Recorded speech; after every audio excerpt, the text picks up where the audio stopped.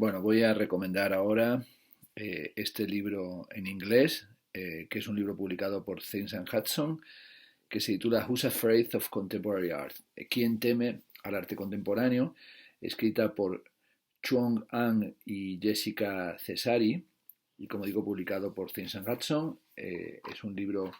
que ha aparecido muy recientemente, publicado en el 2017. Se trata de un libro bastante básico, pero eso no impide que lo considere interesante para recomendarlo. Un libro que tiene en portada, ¿verdad?, esta imagen de un individuo colocado dentro de una pared, como si hubiera sido atrapado por el espacio expositivo. Se trata de una pieza de Daniel Arsham que se titula Rapid Figure del año 2012. Me llamó muchísimo la atención porque me recordó bastante algunas piezas, algunas instalaciones de Jorge Pineda,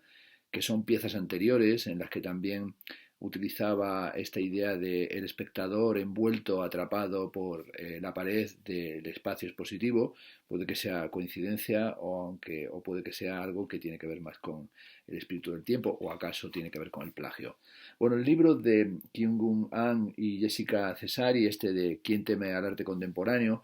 es un libro que está organizado como una suerte de diccionario. En realidad es un abecedario en el que parten de la letra A y terminan con la letra Z y van tratando lo que consideran que son las cuestiones principales del arte contemporáneo. Bueno, en esta ocasión tan solo voy a dar una explicación así muy por encima de lo que es el índice. El primero de los temas que tratan es el tema de el arte, por qué y para qué, y sobre todo cómo se pasa de la idea del arte a su realización, y también qué es lo que está sucediendo hoy con los museos y cómo las cosas no están ya nada fijas, sino que están sometidas a una condición cambiante. Cada uno de los capítulos, de estos capítulos ordenados alfabéticamente, tiene una primera parte que en apenas 2 páginas, 3 lo máximo, abordan la cuestión genérica con una prosa muy sencilla, con explicaciones sumamente didácticas en las que no quieren meterse en grandes profundidades, y luego pasan a focalizar la cuestión en una obra de arte concreta. En esta primera letra, en la letra A, tiene luego una segunda sección que se titula así, From Idea to Artwork, de la idea a la obra de arte, y en este caso lo que hacen es analizar la dificultad que tienen algunas obras de arte para materializarse, y tratan el caso, por ejemplo, de Anatsui y de sus piezas, de esos grandes telones realizados con restos metálicos o con reciclaje de objetos, y cómo en cada caso tienen que ser colgados de una forma específica, de una forma diferente. Bueno, no voy a detallar todos los temas que se abordan. El segundo trata sobre la velocidad del presente y qué sería la contemporaneidad antes de la contemporaneidad, donde vuelven a tratar un tema continuo, que es el de la contemporaneidad, por ejemplo, de las posiciones artísticas y científicas de Leonardo da Vinci. Por la C tratan un tema que para mí es una cuestión obsesiva, sobre la que vuelvo constantemente en mis libros y en mis clases y en las conferencias, que sería la cuestión de qué es lo contemporáneo o qué es lo que hace a lo contemporáneo tan contemporáneo, y cuál es el framework, cuál es el marco que caracteriza los fenómenos artísticos contemporáneos y de la actualidad. La obra que comentan específicamente en este capítulo es la acción que realizó Tino Segal en el año 2005, que titulaba This is so contemporary, esto es muy contemporáneo, y también entran aquí a considerar la famosa cuestión de cómo Tino Segal no permite que se hagan fotografías de sus situaciones construidas, y cómo tiene un carácter coreográfico, pero también el tipo de condiciones que establece para la adquisición de esas piezas por parte de los coleccionistas, de las instituciones o de los museos, que es algo que también trataba Nazari Heineck en su libro sobre los paradigmas del arte contemporáneo, en un capítulo concreto hablando de la adquisición de una pieza por parte de una institución museística francesa.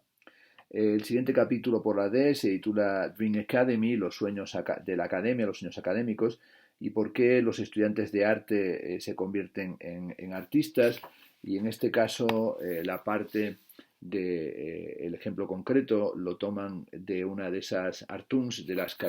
caricaturas, de las viñetas que hace Pablo Helguera, ridiculizando, parodiando, comentando, haciendo una cierta broma sobre qué es lo que hoy se hace en esas escuelas de arte y qué tipo de retóricas o de dinámicas allí se despliegan. Por la E tratan otra cuestión habitual de los debates del arte contemporáneo, que es lo que llaman las nuevas galas del emperador, y sobre todo tratan esa cuestión de cómo la comedia del arte podría ser en realidad un engaño o podría ser un fake completo en el que todos son estafados por algo que en realidad no significa nada. Y en este caso la obra que toman como ejemplo de esto sería los debates en torno a Merda de Artista, a la mierda de artista de Piero Manzoni del año 1961. En el caso de la F analizan las flash mobs y consideran que las flash mobs pueden ser lo próximo que va a surgir en el calendario del arte contemporáneo, hablando también de las dinámicas artísticas de carácter participativo, de carácter político, o las reclamaciones y el tipo de intervenciones que vienen a cuestionar el orden político establecido y también la institución propia del arte. Y en este caso lo que toman como caso concreto sería el divertido caso de aquel hundimiento en el 2015 de una de las zonas de anclaje para los taxis de agua y para las góndolas en la Bienal de Venecia, y como algunos VIP, ¿verdad?, se hundieron en las podridas aguas del Gran Canal, cuando acudían a una de las selectas y exclusivas inauguraciones que se realizan durante los días de la Bienal de Venecia. Por la G es un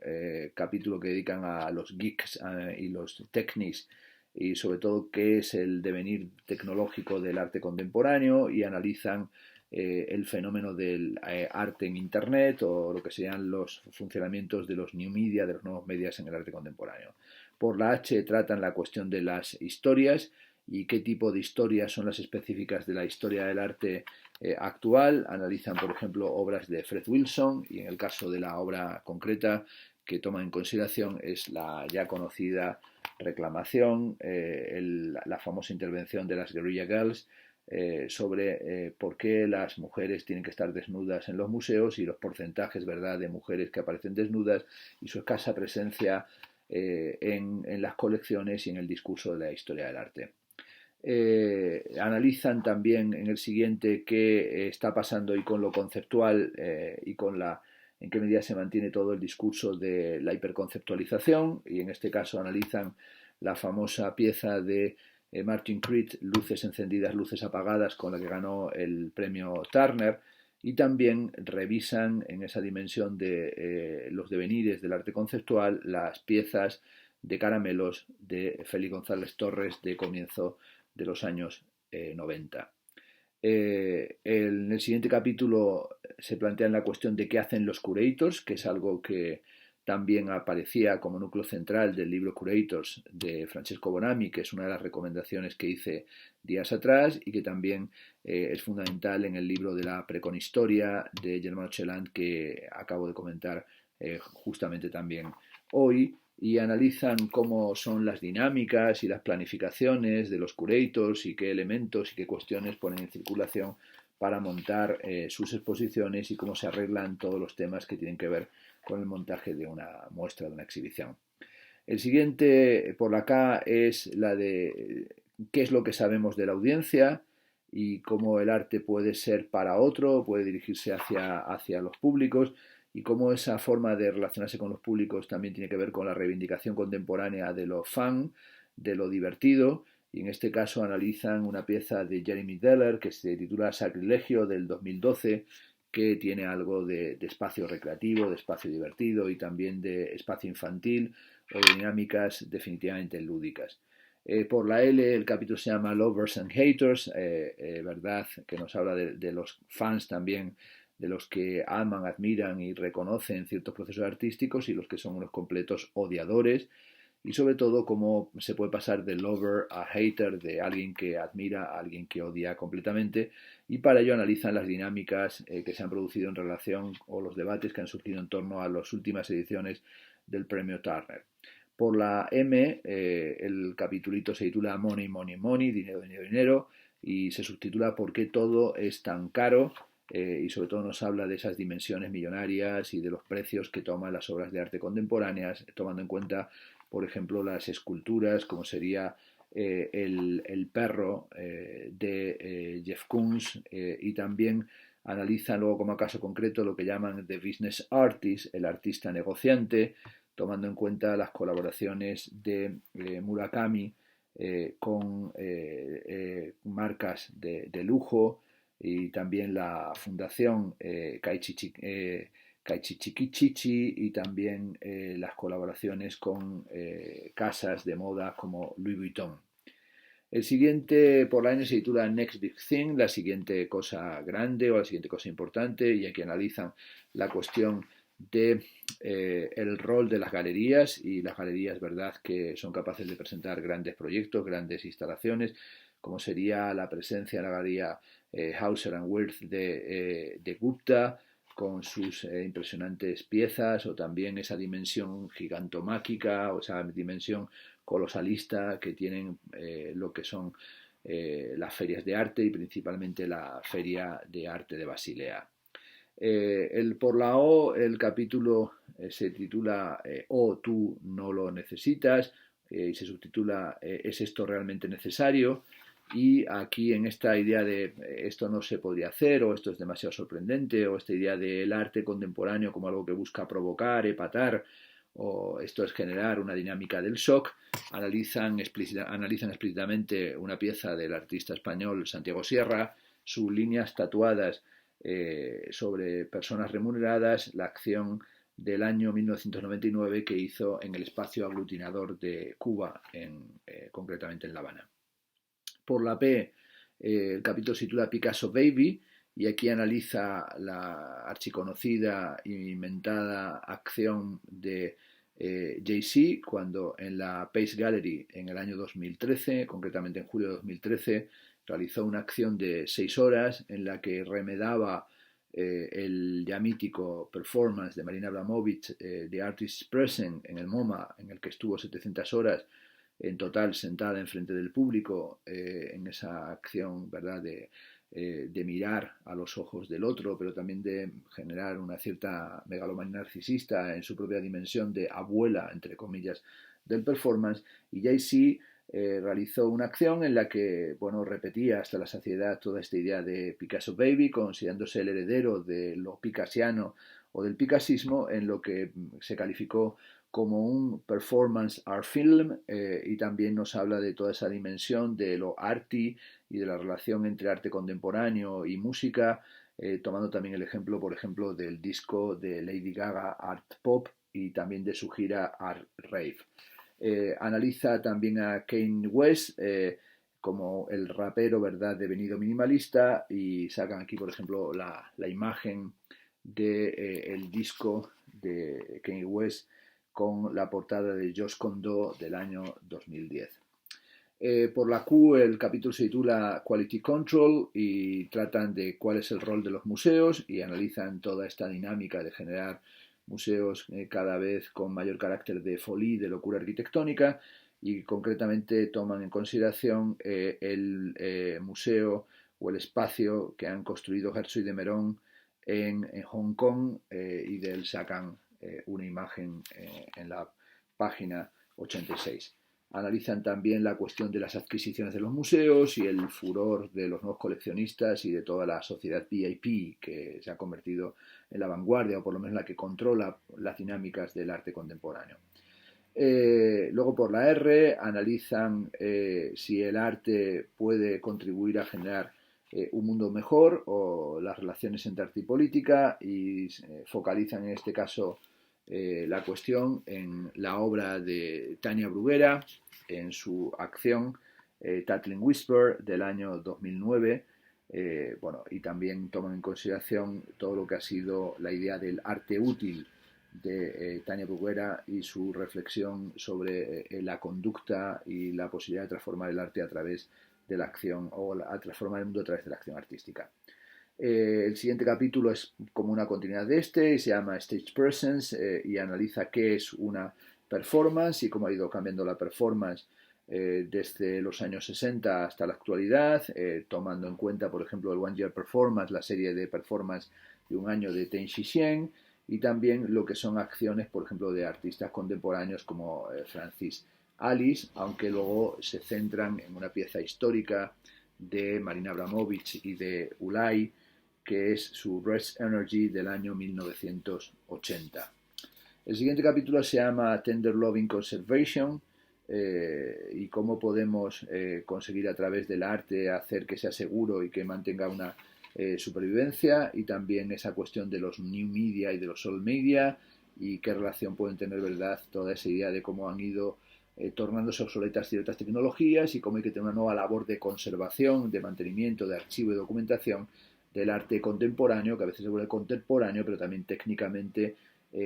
difícil para ser expuesto, dado que los dispositivos para los que estaban pensados se han tornado completamente ineficaces o ya no tienen forma de mantenerse y de mantener su vigencia como propósito expositivo. Por la U se llama el capítulo Under Construction y en este caso nos habla también de todo lo que son los nuevos grandes proyectos, los grandes museos, como sería el Sadiyat Island, el Cultural District que se está haciendo en Abu Dhabi, y toda esa dinámica de generación del nuevo sueño de Oriente Medio, de convertirse en capitales del turismo y en espacios, ¿verdad?, que aspiran a ser parte de la magnoralización cultural o convertirse en ejes de interés para el turismo global. Por la V se llama Visitor Activated y la idea de si podemos tocar las cosas, y también tiene que ver con la relación entre el público y las obras de arte o las nuevas dinámicas participativas. Y en este caso la obra que se toma como ejemplo es una pieza del artista Yayoi Kusama, concretamente su pieza de Obliteration Room del año 2002 y que la ha seguido activando hasta el presente. El siguiente capítulo es un capítulo dedicado que se titula WTF, que bueno, es una contracción de What's the Fuck, es decir, ¿qué cojones significa esto? Y este What's the Fuck es una reflexión sobre lo que podríamos llamar ciertas fricadas del arte. Presentan la imagen de Manuel Perrotin en el disfraz que realizó para él Mauricio Catalán, y sobre todo es esta especie de gigantesco falo conejo que realizó Mauricio Catalán en una de sus archisabidas o consabidas intervenciones humorísticas, sarcásticas, grotescas. También en esta parte del What's the Fuck analizan lo que llaman el International Art English, esa idea de un lenguaje propio del arte en el que se tiende a sustantivar formas lingüísticas que no tienen esa condición de sustantivo, y así se habla, por ejemplo, potencial pasa a ser potentiality, o experiencia pasa a ser experiencialidad, pero sobre todo de ese lenguaje que se convierte en jerga con las ideas de globalidad, liminal, hierarquía, hybridity, raptor, plantford, cultural imaginary, entropía, materialidad, subversión, multitud, espacio negativo, introspección. Bueno, se podrían añadir aquí palabras y palabras de toda la neolengua del arte que, como bien se dice, se despliega en un inglés que es un inglés ya específico. El capítulo de la X es una reflexión sobre qué pasa con el arte público, y aquí se centran en la parte de la obra concreta en Banksy, y sobre todo en cómo el humor y el sarcasmo también de Banksy tiene más poder sobre el público y genera más debate, y es en muchos casos mucho más interesante que algunos proyectos de arte en espacio público que se vuelven tremendamente anodinos o que no aportan nada. El siguiente capítulo se titula Yesterday, Today and Tomorrow, ayer, hoy y mañana, que está cambiando en el mundo del arte en un mundo cambiante, y nos habla de que tendríamos que plantearnos qué es fundamentalmente lo que marca nuestra época, y sobre todo esa búsqueda de algo que sea sostenible o cómo se consigue buscarlo, el funding y esa búsqueda, digamos, de un dinero, una manutención, cómo conseguir las becas o cómo conseguir los fondos para realizar los proyectos artísticos. El último de los capítulos se titula Zoning Out, Why Bother, y aquí analiza sobre todo cómo la cuestión del arte contemporáneo es la de un ciclo productivo y también de consumo, en el que parece que lo decisivo sería conseguir el dólar, el signo del dólar, pero también conseguir una cierta radicalidad y generar una cierta experiencia, y cómo han ido cambiando obviamente los parámetros para la comprensión del arte contemporáneo en obras como las de Alora y Calzadilla, en su pieza con las tizas que permiten intervenir al público en el espacio de todos, en el espacio común. También analizan o comentan a la carrera algunas obras de Olafur Eliasson, pero también nos hablan de cómo se podría buscar un trabajo que en el arte que no fuera solamente un trabajo vinculado al mercado o a las dinámicas del coleccionismo, a los propósitos de las galerías o de las ferias, sino sobre todo cómo poder transitar del business a la imaginación. Y cierran el libro con Chester Gates, con su Dorchester Project, que desarrolló desde el año 2009 y que continúa actualmente, y cómo este alfarero consiguió generar proyectos en su barrio, en una zona muy deprimida, con muchas casas abandonadas en Chicago, y cómo fue adquiriendo una serie de edificios y los fue remodelando y los fue reconstruyendo y fue generando dinámicas de participación, y finalmente incluso se hicieron con un banco que estaba abandonado y que estaba en esa zona del barrio, y generaron una serie de obras a partir de los propios materiales arruinados de ese edificio, y también revitalizaron el área, y se ha convertido el propósito de Chester Gates en algo muy comentado y en algo que ha tenido realmente una enorme repercusión. Will Gompertz, en su libro Pensando como un artista, dedica uno de sus capítulos a Chester Gates, y justamente al terminar de leer este libro escuché la conferencia TED que impartió Chester Gates, donde explica cómo ha ido pasando de ser un alfarero que trabajaba con la arcilla y que estaba pensando en hacer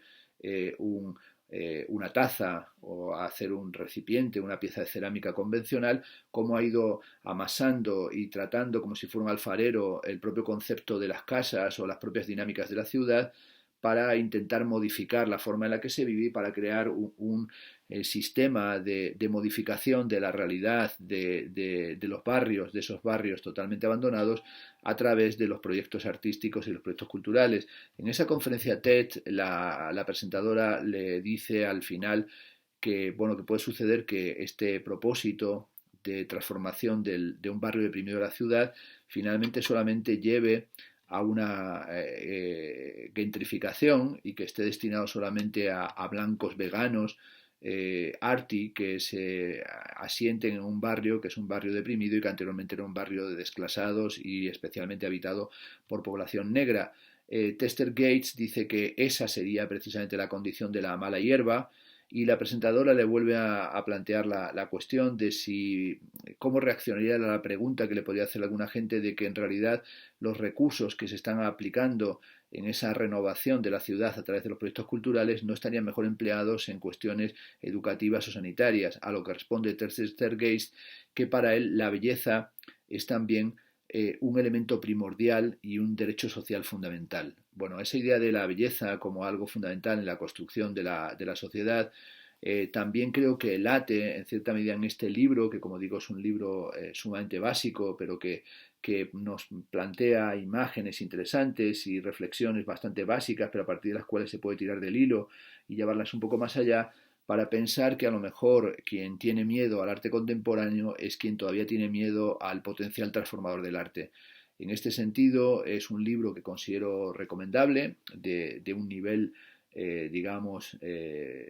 no completamente sofisticado, pero como digo, con algunas preguntas que creo que prácticamente todas las que se plantean son fundamentalmente las que nos hacemos todos los que estamos interesados en las dinámicas del arte y de la cultura contemporánea. Por tanto, aquí queda recomendado este libro de Quién teme al arte contemporáneo.